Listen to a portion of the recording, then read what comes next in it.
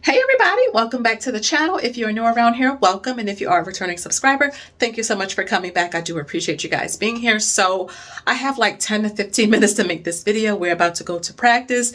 And so I need to be able to have my hat and my dress on to get out of this house while the kids are gathering their stuff. So I wanted to make a video on a request that I got. And I was talking to one of my portfolio clients and they were talking about how someone referenced that they were kind of boring now because they were kind of investing and being good managers of their money.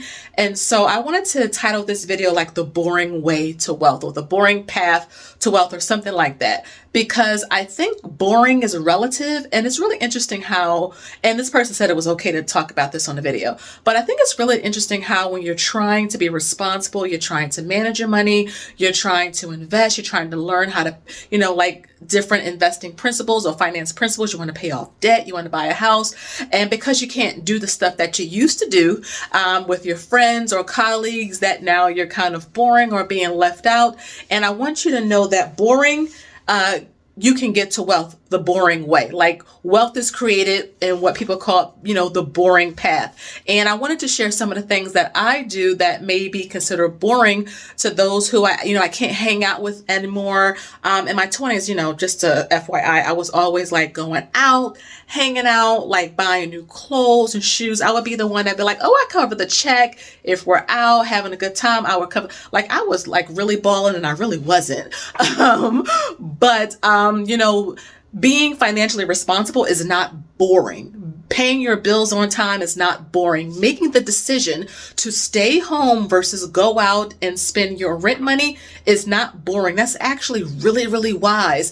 And it's something that I wish I did more of in my 20s. But I've mentioned here on the channel that I wasted my 20s, like literally the whole decade, wasted it and have nothing to speak for it. And so I want that person and anyone else out there who is having a hard time struggling, the socialization aspect of, being good with your finances is a very real thing. It's a very real emotion.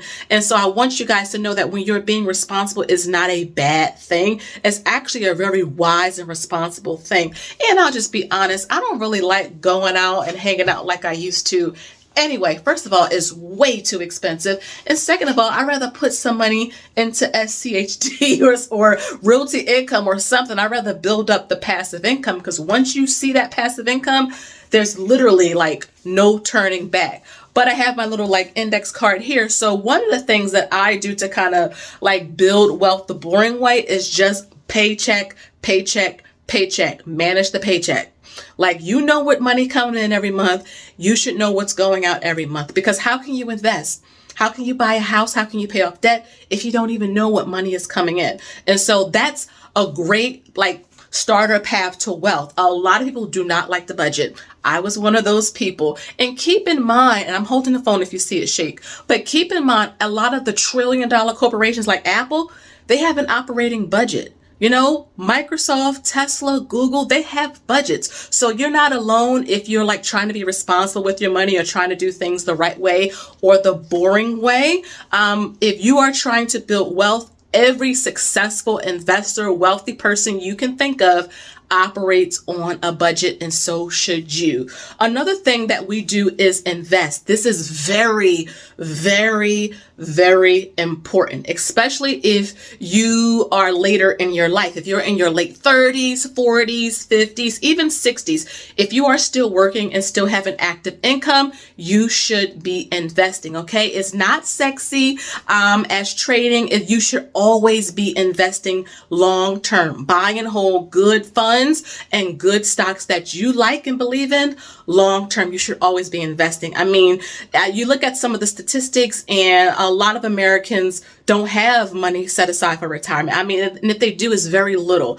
And so even if you're getting started later in life, there still is time. And I want to stress that point, is that you can still make something happen, okay? Even if it's not what you initially thought of or wanted, something is always better than nothing. Every time you get like a bonus, tax refund, a raise, if you have a side hustle, Those are great ways to kind of, have extra money to invest, and you don't need a whole lot of money to invest. I'm running a $1 a day investing challenge. I have another challenge I'm doing with Share App, which is $5 a week. I mean, both of these challenges are less than $50 per month. So again, if you have a lower income, if you have a lot of bills, I get it. And you can still invest, okay? Because every little bit adds up. Another thing that people do that may be boring to some is they try to diversify their income, right? The 9-to-5 that, we all have, sometimes that's not enough, and that's okay, right? Sometimes we have more expenses than we do money. And so when that's the case, picking up a side hustle, look, Mommy Trader, before I go to practice, I'm filming a video in the bathroom so my kids can leave me alone for 10 minutes. I'm telling you, I understand and I get it, but you have to figure out a way, a side hustle, something that you're good at. I love to talk. So, why not, go on YouTube and just chat with you guys about something that's very, very important to me. You could do Uber Eats or Lyft or something a few hours out of the week so that you can increase your income, because increasing your income is an important part to building wealth. Because like I said, sometimes we can budget and coupon and save as much as we can, but that side income is a helpful factor. And also sometimes you may have to give yourself a raise through your budget, because we have a lot of expenses that we don't really need. We can cut some of that out and give ourselves a raise, and we can use that money to invest or pay off debt or something like that. Another thing that we do that may be boring, but that helped us get to a $1.4 million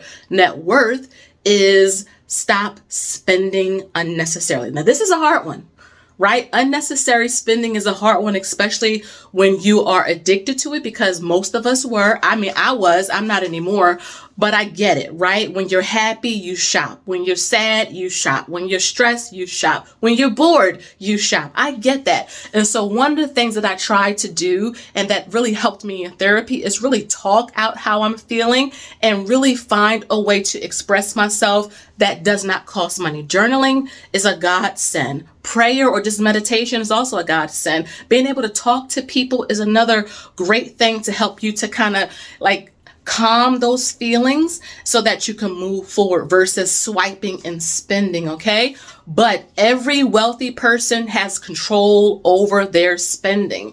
Even though the splurges you may see them do, that's all kind of planned. So you may see the private jets from these millionaires and billionaires. Trust me, they talk to their attorneys, they talk to their accountants, and they are figuring out a way to buy that and being able to write it off. But, just the unnecessary kind of stuff that we may do that will cause us also to kind of waste our money. And then a month later, we have no idea what we spent that money on. Like I said, I've been there. But again, it's boring to kind of track it, say no to yourself, because sometimes you don't even want it. I know in my experience, I would buy clothes and shoes and purses and sometimes never even wear it. Literally give stuff to Goodwill because I couldn't fit it no more.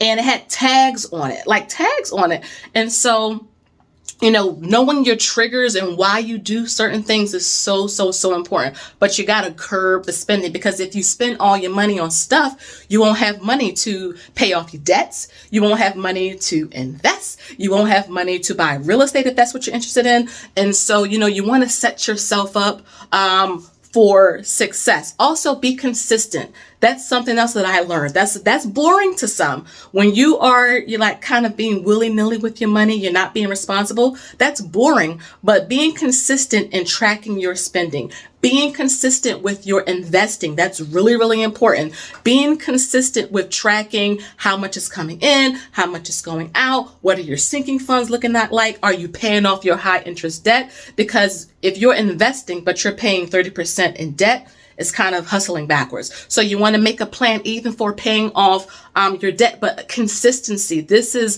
the vital step, I think, in the whole boring path to wealth, is you have to be consistent with it. Even if you have to slow down, just continue to be consistent with your investing, with your debt payoffs, with managing your money, whatever it is, just be consistent with it. And again, it's not exciting all the time. But one of the things that you're doing for yourself is that you're setting up your future self for the reward that is going to come. You see it if you go into the stores and you see the older people, and I feel so bad. I will actually go put my cart back into like the cart storage thing so that the older person don't have to do it, because they'll be out there with pushing 8, 9 carts at once trying to get it back under the thing, and they are just, you can tell they're tired and they don't want to be out there, but they have to because they have to live. And so I don't want to be like that. I want to, if I have the will and the resources to do better, I really want to, especially with a special needs son. One day I'm not going to be here in this world, and I want him to have things in place that will help him to live and survive, because not everybody treats special needs people like that, the right way. And so the things that mommy and daddy are doing right now, while we have our, like normal function of our bodies and we're bringing in all this income, we're putting it aside so that he can have savings, a healthy investment account, and he can have our home when, we're no longer here anymore. He'll always have a place to live. So this is again, to me, it's not the boring way, but I understand why many people may think that. I thought it too, right? When I was having a good time, I thought it too. But now I realize how like crazy I was, like foolish, because people who are smart and wise with their finances always get ahead. Always get ahead. And so I'm hoping that inspired all of you guys. Let me know down below some of the things you're doing that most people may consider boring, but it's actually like what wealthy people do, right? We manage our finances, we budget, we pay off debt, we invest consistently, all that good stuff. So again, let me know down below some of your feedback and opinions. Again, thank you guys so much for watching. I'm going to get out of here, and subscribe, like, and share, and I'll see you all in the next one.